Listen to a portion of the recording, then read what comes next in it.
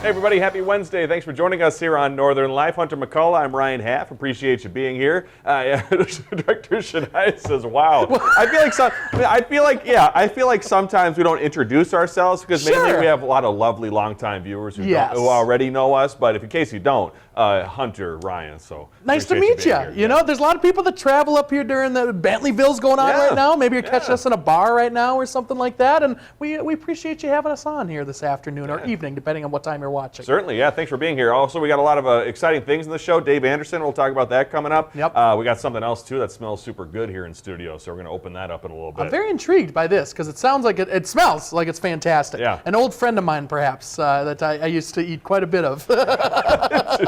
We'll see what happens. We'll have to see what's going on. Well, like Ryan said, coming up later on here in the show, Dave Anderson is going to be joining us right here in the studio. He's going to be talking about tonight's story and the release party for this year's Christmas by the Lake CD, which includes a very special track, which might involve yours truly here, which is a ton of fun to produce as well. And a very tasty holiday fish that, of course, all of us love to eat so very much here in the Northland. Yep. Including myself. Got photographic evidence of that. Yep, we do. We certainly do. But before then, Hunter, you know how much I love iced coffee at McDonald's. Yep. I've said it many times on this show. I actually got an email the other day from a wonderful man named Jeff, not my father.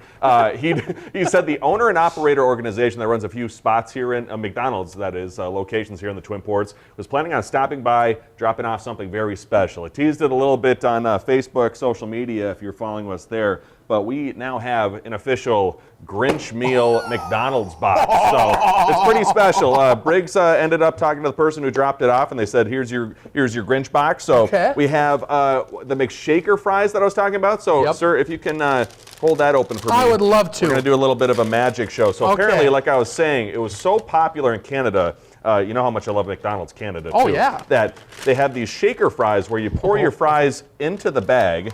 Sadly, they're now a little bit cold because I told them 1 o'clock, and now we're recording at 1:30. Oh, but that's okay. good. And then they give you this special Grinch salt, which is dill pickle seasoning. So now you open your salt, you watch it fly in the air like that, and then you pour it on in. What? And then Hunter, if you could do me the pleasure of shaking it. Closing it at the top. Close at the top, and shake it up. Shake it pretty good. Okay, upside down perhaps. And it definitely now smells like dill pickle, which I absolutely love. Also, when you buy a Grinch meal, they do come with special, I have it upside down. I have the wrong one upside down. There we go. Grinch socks, too. So we'll open those here in a little bit. But Hunter, how about you open it up? Give me a, these are covered. Give me a try of those Grinch meal All right, fries. here we go.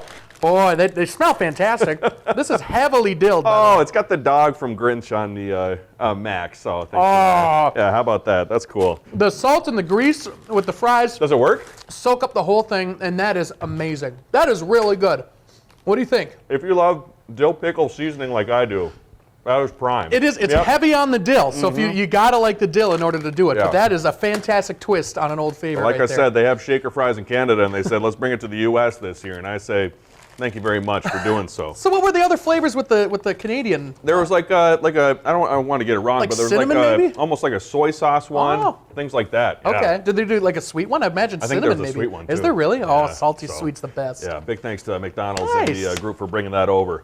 Be sure to get your Grinch meal. Well, hey, staying on the topic of food, I forgot to go show you guys that I did again successfully make my mac and cheese this year. While the pasta wasn't made by hand, it was box pasta. I did grate 4 blocks of cheese to make this homemade mac and cheese.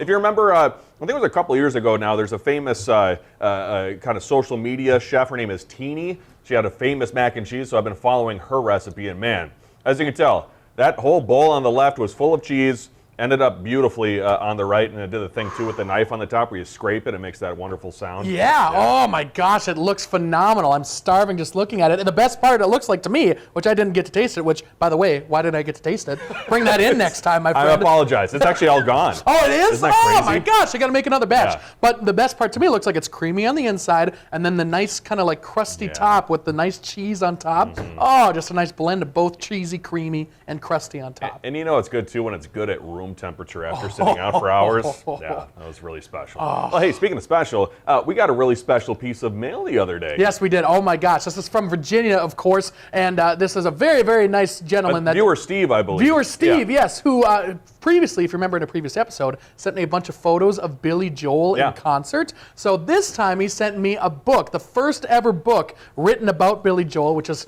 back in 1979, which is right now in my desk. I'm really excited to read it. But he also sent you, Ryan, a little something as well. Yeah, Steve sent me all of the Monopoly tokens from McDonald's that he said, I don't know how to use the app, or I didn't end up using them, so here, feel free to use those. So as you can tell, the bottom left have about 8 or so of those Monopoly pieces. And Steve, we did block your information at the top right, so don't worry about that. Oh, which is a very kind man. We met him also up in Virginia when we did our live show up that way as well. And just a gentleman, of course, and we appreciate the kind gifts and the Billy Joel memorabilia. And now look at that. You love McDonald's, so get to go tackle some more. As you can tell, love it. Well, hey, let's get to some entertainment news. Over the holiday weekend, I not only made mac and cheese, I got to see Zootopia 2 on the very same day. And let me provide a hot take for the folks at home. I've been telling my friends and family, I believe Zootopia 2 is better than the first Zootopia. Really? So, you know, some people out there, I believe, saying The Godfather Part 2 was better than the first Godfather. Sure. Yep. This might be my take. You know, I'd love the first one, but the second one, I was smiling and laughing the whole time, and maybe even almost tearing up a little bit at the end. Wow. So. Did you tear up at all during the first one? Well, I believe, I got to remember the end of the first one. I don't, maybe a little bit. Oh, sure. Yeah. Okay. Yeah. Okay. But this one, it really had me hooked. What was the difference between this one and the last one that made you like it so much more? I think just the humor of it, the characters, and the overall story and the theme of the movie. Okay. So, yeah. I haven't seen either because they both sound like they're fantastic. I've heard in the box office that the second one is really good as well. So shake those fries and get on it. Stick around. Dave Anderson joins us here in studio. Won't want to miss it after the break.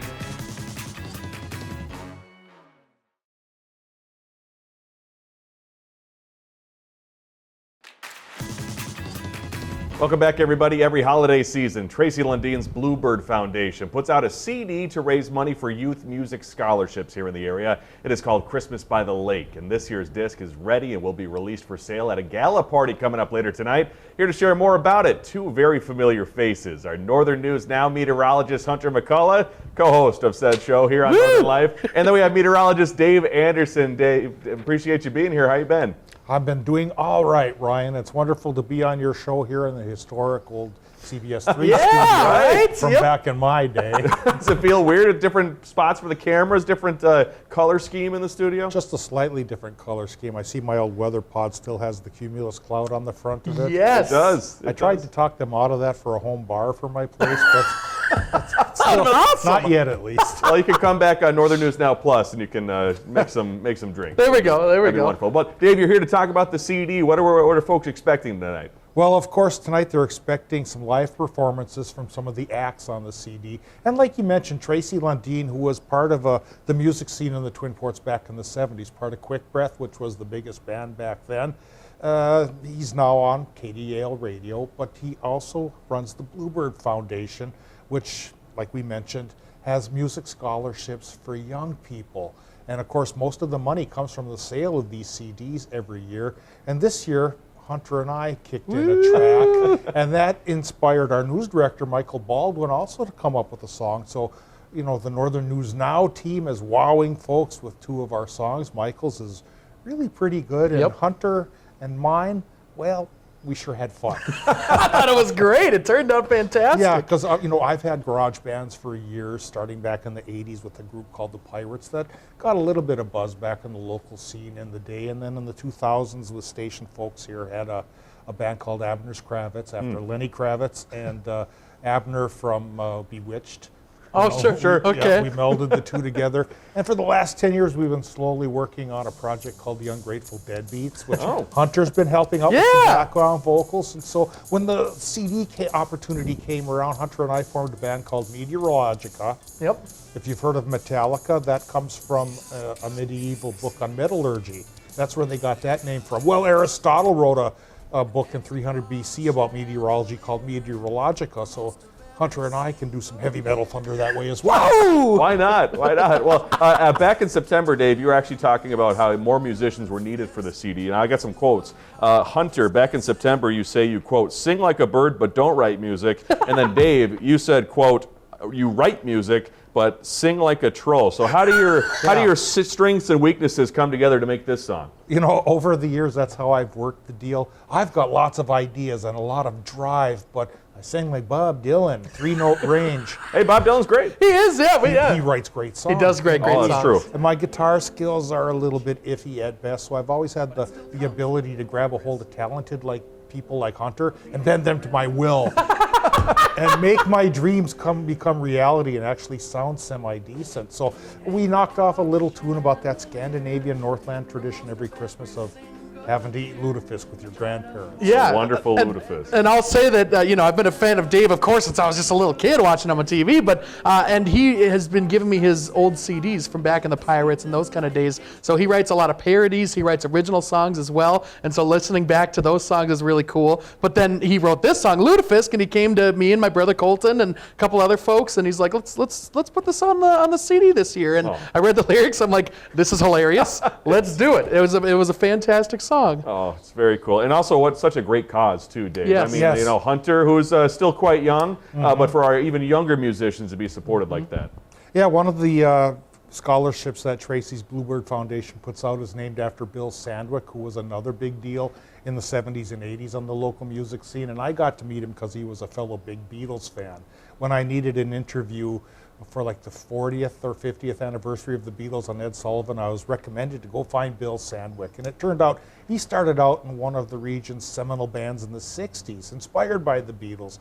Bill unfortunately passed away way too young just a couple of years ago, and so there's a scholarship in his name. There was a big benefit concert in his name. I got up and sang a Ringo Starr song. Oh, yeah. Because of course his vocal range kind of is 3 notes just like mine. Sure. It goes back to the strengths and weaknesses. Yep, exactly. That's just one of the many scholarships Bluebird puts out for young folks here in the Northland. Oh, it's very cool. And Hunter, too, you get to play with your brother, too. That's got to be special. Oh, it's so much fun, of course. Yeah, anytime me and my brother get to make music, it's a great time. And we get to make music with Dave, of course, who plays guitar and bass and all sorts of stuff. And so, we just have a blast. Anytime you get to have music involved with anything, it's going to be a fun time. Can we expect any music in the future from you two? Meteorologica has already written next year's Christmas song called Hot Dish. Woo! Perfect. Another treat going on there. In fact, Hunter and I are going to do a 4-track EP, and we're also going to do a parody of I Love Rock and Roll called I Love Pizza Rolls, which is the tale of Hunter and his brother fighting over snacks after school back in the day in Brimston. Which is all true, by the way. Very cool. Well, Dave, appreciate you stopping by. Dave, too, has a story airing on tonight's newscast on Northern News Now, so be sure to find that as well. Well, thanks for stopping by, Dave. And several of the artists on that CD will be playing at that release party tonight. Begins at 5 p.m. at Clyde Ironworks here in Duluth. And as Dave mentioned, too, admission is free. It's also for a great cause. We'll see you after the break.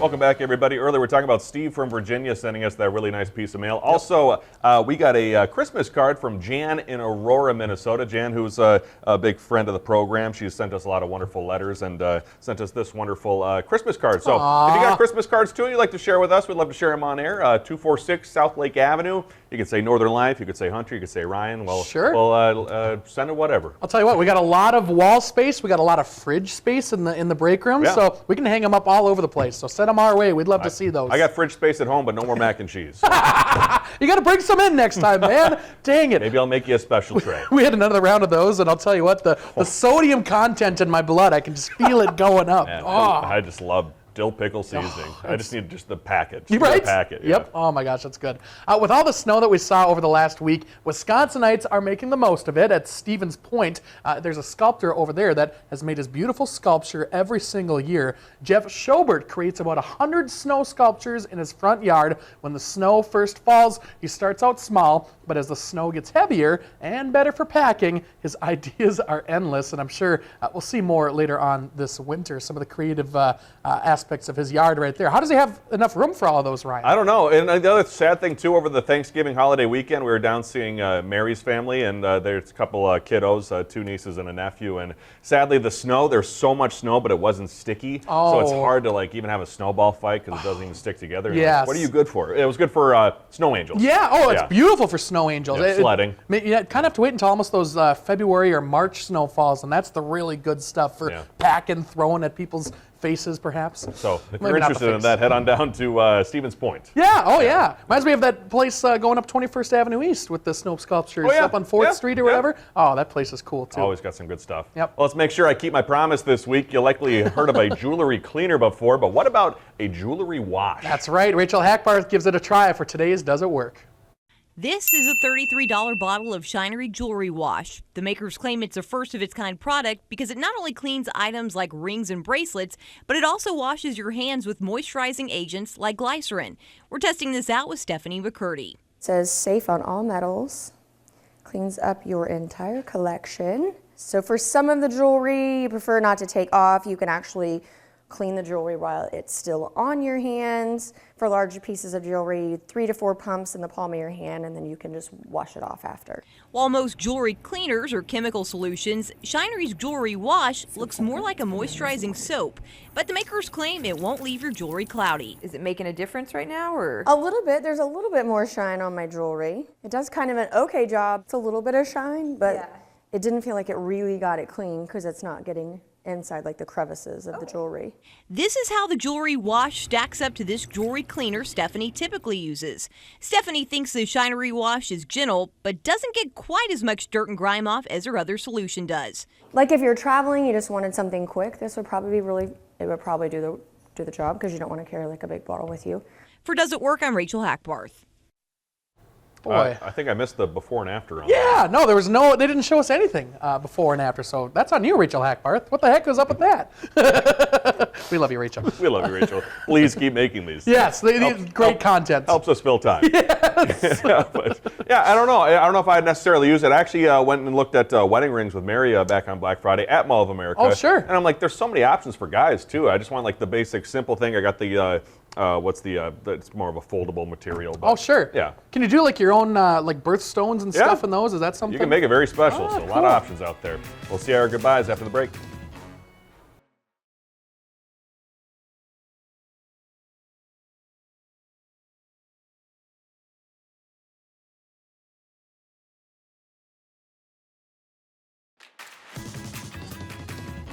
Those fries are downright addictive. You just keep eating them, man. It's a problem. It's like the commercial break. Shania's like, all right, let's get set for the next one. And I'm like, still eating. So that's on me. I'll put the hand up for that one. And they're like you said, they're kind of a little bit colder from before, and they still taste fantastic. Oh, it still connects. The seasoning still gets on there. Very, very good. I actually did buy dill pickle seasoning. I forgot what the brand is for popcorn. So that's in our household. Very similar kind of salt seasoning. Oh, and I bet it sticks pretty well on the popcorn, which is usually pretty buttery. Yeah. And you've got a separate little game going on there. I'm a problem. Yeah. You're a pro is what you are. Oh, thank you. When we see you again tomorrow, we're going to meet some of the cast from the next Boat Club production in Duluth, a 1940s radio Christmas carol before they open at the Fitkers Theater tomorrow night. A lot of cool productions, of course, involved with those Fitkers folks. Very cool. It's going to be a lot of excitement. And before we go, Reba McEntire has played pretty full these days. She's got The Voice. She's got the new comedy, Happy's Place on NBC. And tonight, she's adding hosting duties for Christmas in Rockefeller Center, which is a 2-hour music special. Includes the lighting outside 30 Rock. It's airing at 7 p.m. tonight on NBC here on Northern News Now. They haven't lit the tree yet? I guess they haven't. Wow. But she's a single mom who works 2 jobs. That's true. No, that's true. Loves her kids. Yeah, that's a good Never point. stops. Go Reba. We love you, Reba. We love you all at home, too. Yep. Thanks for watching. We hope you have a great rest of your Wednesday. Find some time to throw a line or just head outside to unwind. That's the life in the great North Woods. Hike or bike, whatever you like. Get out in the day, enjoy the night. Yeah, we got the life in the great North Woods. Yeah, we got the life in the great North Woods. Yeah, this is Northern Life.